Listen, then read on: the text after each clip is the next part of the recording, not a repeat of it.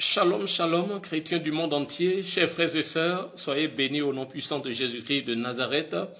Bienvenue à la voix des églises évangéliques AIC International dans le monde entier. Nous vous invitons à ouvrir la Bible dans le livre des Actes des Apôtres, le chapitre 4, le verset 11 à 12. Acte 4, verset 11 à 12, si c'est trouvé, nous lisons. Jésus est la pierre rejetée par vous qui bâtissez et qui est devenue la principale de l'angle. Jésus est la pierre rejetée par vous qui bâtissez et qui est devenue la principale de l'angle. Il n'y a de salut en aucun autre, car il n'y a sous le ciel aucun autre nom qui ait été donné parmi les hommes par lequel nous devions être sauvés. Amen, amen. On reprend. Acte 4, verset 11 à 12. Jésus est la pierre rejetée par vous qui bâtissez et qui est devenue la principale de l'angle.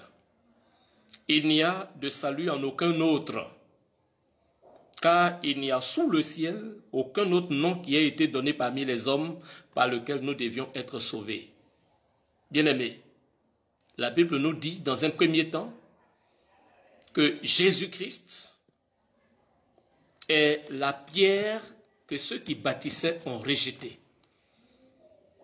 Jésus-Christ est la pierre que tu as tout le temps rejetée dans ta vie.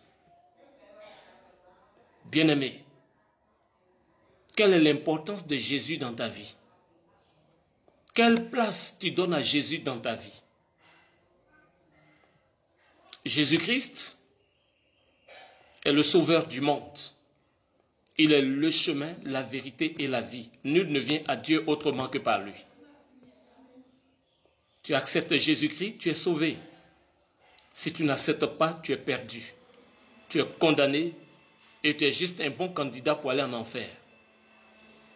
Les Saintes Écritures sont claires, bien-aimés.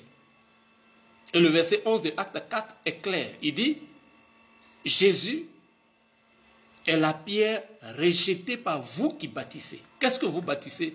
Vous bâtissez vos vies. Vous bâtissez plusieurs domaines de votre vie.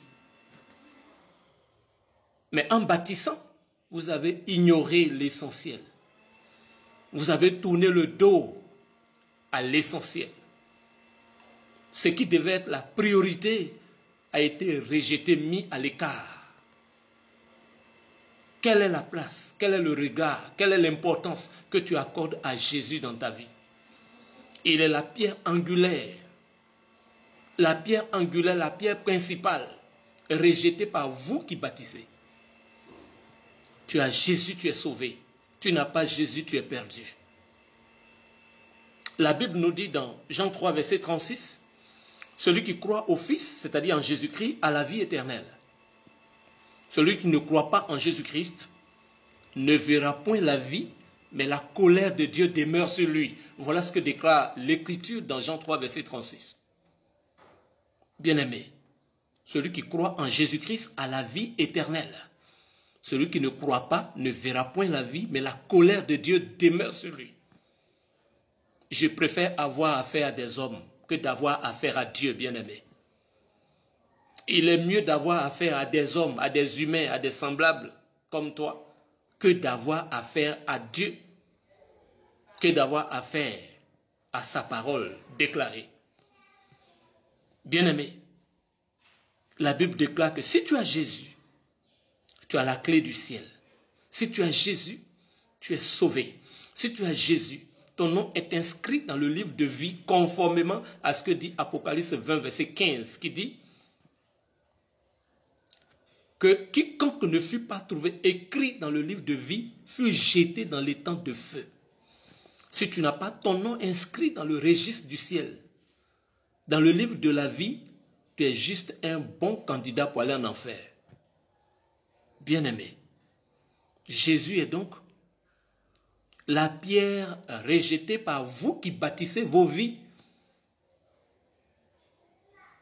Il est la pierre que vous avez ignorée, que vous avez méprisée, que vous avez rejetée, par vous qui bâtissez. Mais laissez-moi vous dire que cette pierre que vous avez calomniée, que vous avez rejetée, est elle qui va vous faire trébucher, c'est elle qui va vous condamner. Elle est la pierre rejetée par vous qui bâtissez, mais qui est devenue la principale de l'angle. Croire en Jésus, c'est être sauvé. Tourner le dos à Jésus, c'est être perdu.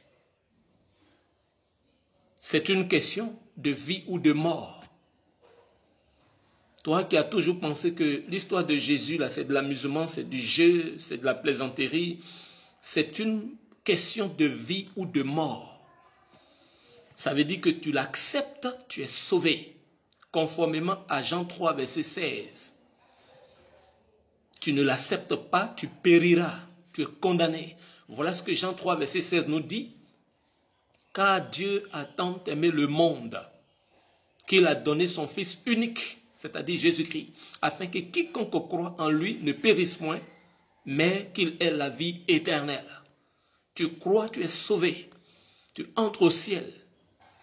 Tu ne crois pas, bien-aimé, tu le regretteras pour toujours.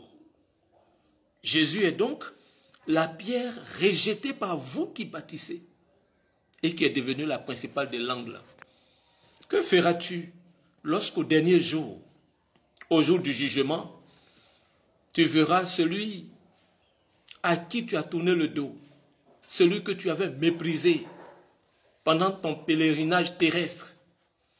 Que feras-tu lorsque tu verras celui pour qui tu n'as eu point d'égard, assis sur le trône, prêt à te juger? Il y a dans ce monde des gens qui entrent dans l'éternité comme des déférés, des condamnés qui vont devant leur juge. Voilà comment certaines personnes entrent dans l'éternité, entrent dans l'au-delà, comme des déférés, des condamnés qui vont devant leur juge. Et il y a par contre d'autres personnes qui ont entendu l'évangile, qui ont saisi la main tendue de Jésus, qui ont cru en son sacrifice, qui lui ont donné leur vie et qui quittent ce monde comme des enfants qui reviennent d'un voyage et qui rentrent dans la maison familiale lorsqu'ils vont pousser leur dernier soupir, leur dernière respiration. Bien-aimé, Jésus te tend la main. Jésus-Christ est le sauveur du monde. Le verset 12 nous dit, « Il n'y a de salut en aucun autre, car il n'y a sous le ciel aucun autre nom qui ait été donné parmi les hommes par lequel nous devions être sauvés. » Tu peux vérifier ce qu'est en train de te déclarer la Sainte Bible, la parole révélée de l'Éternel. Il n'y a de salut en aucun autre. Dans ce monde, nous entendons beaucoup de noms qui sont proposés. Combien de noms? Oh, Dieu seul sait le nombre. Combien de noms sont proposés? On vous parlera de Moon. On vous parlera de Bouddha. On vous parlera de Kokangba, de Gbaye. Beaucoup de noms que vous connaissez, que je connais, sont cités dans ce monde. Mais la parole de Dieu déclare de façon formelle et solennelle, Acte 4, verset 12, « Il n'y a de salut en aucun autre. Il n'y a de salut en aucun autre, car il n'y a sous le ciel, sur cette terre, sous le ciel, aucun autre nom qui ait été donné parmi les hommes par lequel nous devons être sauvés. Aucun autre nom que celui de Jésus-Christ. » Je ne sais pas la croyance de ton cœur. Je ne sais pas en quoi tu crois. Je ne connais pas la croyance de ta famille. Je ne sais pas en qui et en quoi ta famille croit. En qui et en quoi toi tu crois. En qui et à quoi tes amis, ton entourage croient. Mais la parole de Dieu déclare solennellement et formellement, Acte 4, 12, « Il n'y a de salut en aucun autre. » En dehors de Jésus, il n'y a de salut en aucune autre personne. Il y a sous le ciel, sur cette terre et dans ce monde, cet unique, ce seul nom qui a été donné aux humains, qui a été donné aux hommes, par lequel toi